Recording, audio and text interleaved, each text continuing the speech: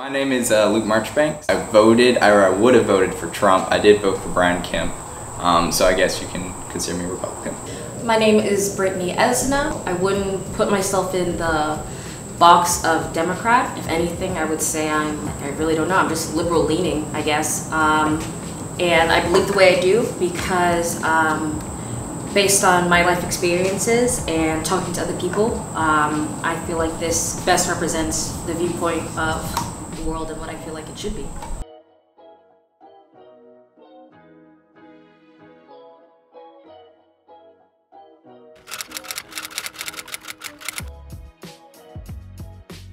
If you're both Christian, why do you believe the person you voted for can accurately represent your morals/beliefs?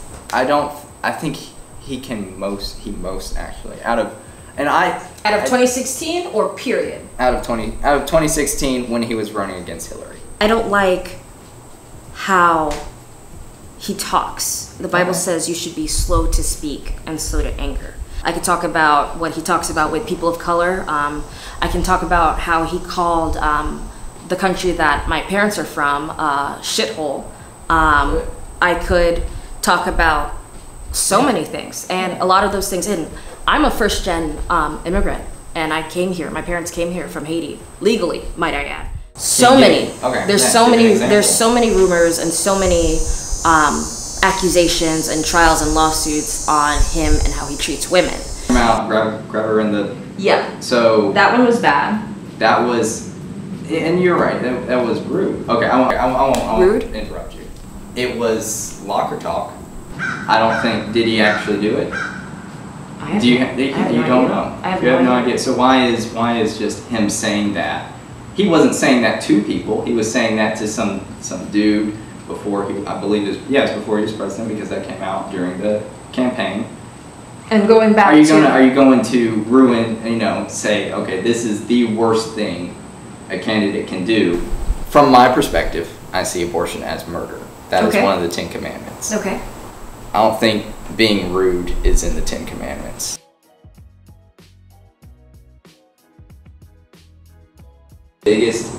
Absolute biggest issue that's going to make or break any candidate for me is their position on abortion, right? There it is. Yeah.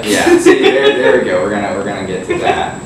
If the unborn are count as person, not a citizen, as a person. In my opinion, I think treating others as disposable, as the unborn as disposable, is not how you would want to be treated.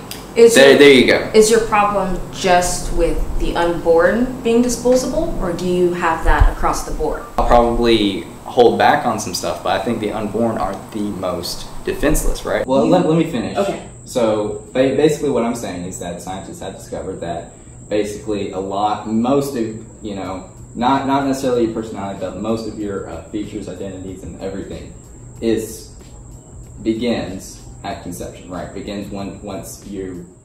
With my issue with the heartbeat bill is that at 6 weeks, a fetus does not have a heartbeat.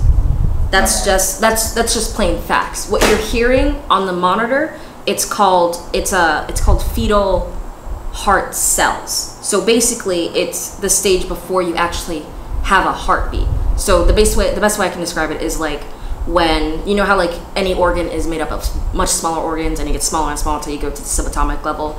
That's what it is. So it's the cells building up to become the heart. And it just sounds like the heart. Okay. Yeah, it sounds like the heart. And so, and you can look this up. I was shocked because I really thought that there was a heartbeat and everything like that.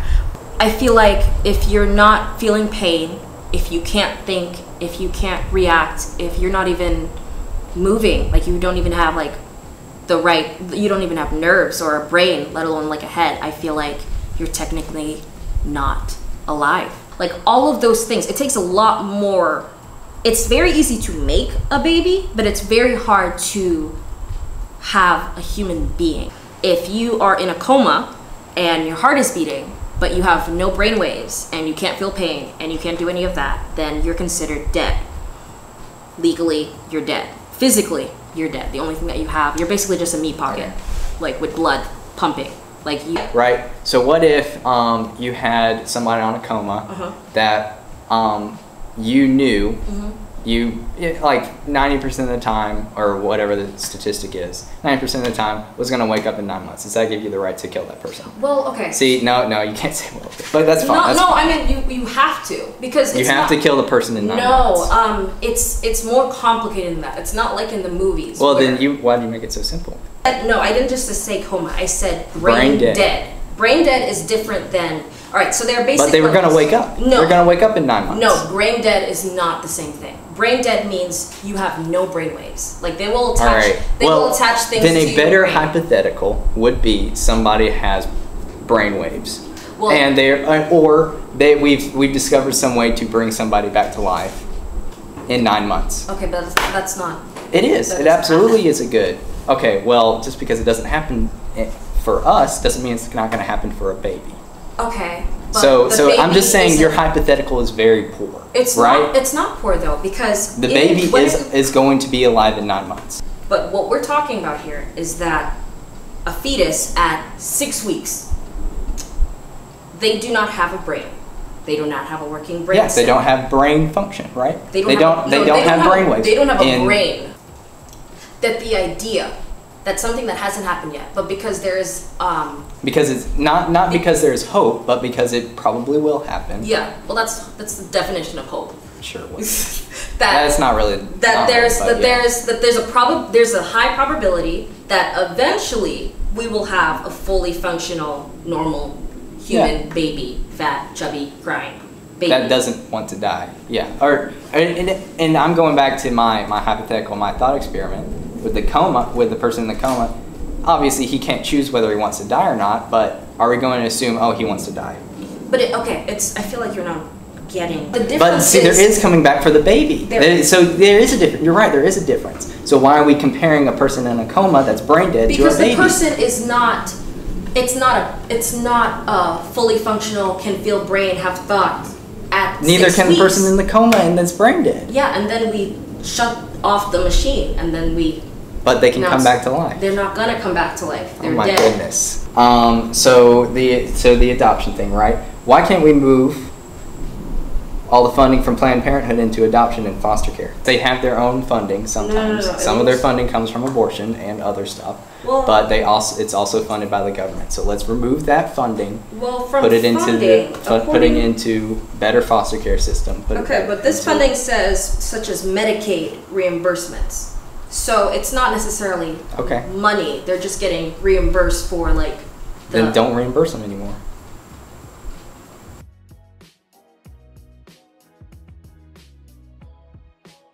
Jesus wasn't. I don't think Jesus was political, and that's why I never brought up. Well, I brought up like some stuff, but I don't think Jesus was political. I think he was telling us how to live our lives as individuals. I actually pretty much agree with him. Pretty much, Jesus was pretty apolitical in a viewpoint. I feel like sometimes he was almost like anti-government. Like he would just like shun them and be like, you know what? Yeah, you have your rules and your laws, but I'm just gonna love people and I'm gonna care about them because I have a time limit kind of thing going on here. So I do feel like Jesus has things that he wants us to do. Like he wants us to take care of children. He wants us to take care of the environment and be a good person. But do I think God is gonna say all the Republicans you can come in, all the Democrats you can't, or like something vice versa? No. I do think what matters at the end of the day is what you are doing. But I feel like at the end of the day, no matter your political affiliation, as long as you believe that God created the heavens and the earth, that he was born of a Virgin Mary, he died and was resurrected, and he's coming back, and pretty much that's it. Yeah, like that's the whole thing about being a Sounds Christian. good. Yeah. So other than that, what else is there? Everything else is kind of meaningless, in my opinion. Just be like Jesus. That's my political affiliation. Whatever Jesus would do, I try to do. Yeah, there you go.